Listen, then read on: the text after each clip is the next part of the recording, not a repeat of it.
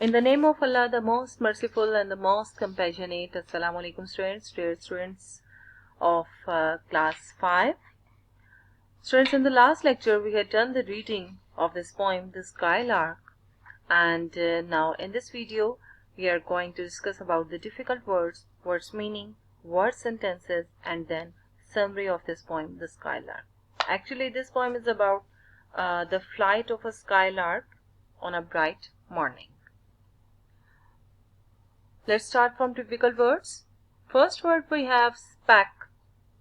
Speck. Speck means dot, which is something which is far away from us. और वो automatically जब कोई चीज़ हमसे बहुत दूर होती है तो हमें छोटी नज़र आने लग जाती है. For example, if you look in the sky, और कोई प्लेन है और वो ओबियसली दूर होता है, और जैसे जैसे वो हमसे दूर जाता जाता है तो हमें वो बहुत ही एक बिल्कुल डॉट की तरह नज़र आता है. So this is something like that. Okay. सोड. सोड. सोड मीन्स गोल गोल चक्कर लगा के जिस तरह से बर्ड्स जो है फ्लाई करते हैं और ऊपर उठते हैं. So circled and wheeled about. Next word, skylark. Skylark, this is the name of a bird. चकोर. Okay. Morn. यहाँ पे पोइटस ने morn को कहा है morning. Actually, this is the word morning. Sank. Sank. Dumna. Stalk. Stalk. तना. Swift. Swift, तेजी से. Okay. Sled. Butterflies. Butterflies. And last word we have stretched. Stretched. Stretched means फैलना. Okay, फैलाओ. Next topic, words meaning. Words meaning, the skylark. First word, skylark, a songbird. Speck, speck. Dot, on the wing.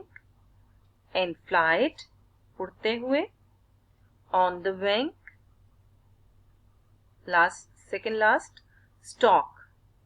Stalk means stem. Stem. Sword. Sword means गोल गोल घूमते हुए ऊपर को उठना.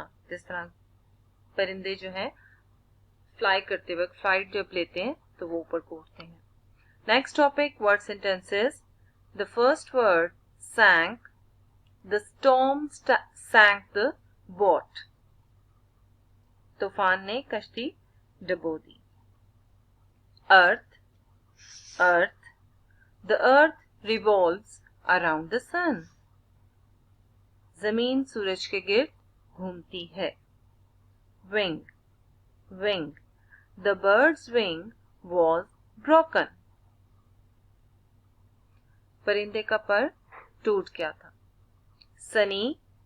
It was a beautiful sunny day. It was a beautiful sunny day. And the last one, speck. There wasn't even a speck of dust on the table. There wasn't even a speck of dust. A speck of dust, गर्द का एक जर्रा. On the table. मेज पर यहाँ तक के गर्द का एक जर्रा भी नहीं था. Okay. Next topic, we have summary. So let's start. The poem The Skylark is a beautiful poem written by Christina Rossetti. ये पोइम जो है स्काईलार्क चकोर की, ये बहुत ही खूबसूरत पोइम किसने लिखी है? क्रिस्टिना रॉसेटी ने. द पोएटस डिस्क्राइब्स, शायरा बयान करती है, द सॉन्ग, वो जो गीत गा रहा है, and the flight of a skylark on a bright morning, और स्काईलार्क की फ्लाइट जो उड़ान है उसको एक रोशन सुबह पे जो एक फ्लाइट लेता है स्काईलार्क, उसको बयान कर रही है बहुत ही खूबसूरत तरीके से. She says that skylark's singing is very beautiful and joyful. उसकी सिंगिंग जो है, उसका गीत गाना जो है बहुत ही खूबसूरत है और मजे का है, वो उसको एंजॉय कर रही है. Even the butterflies and cornfield were there to listen.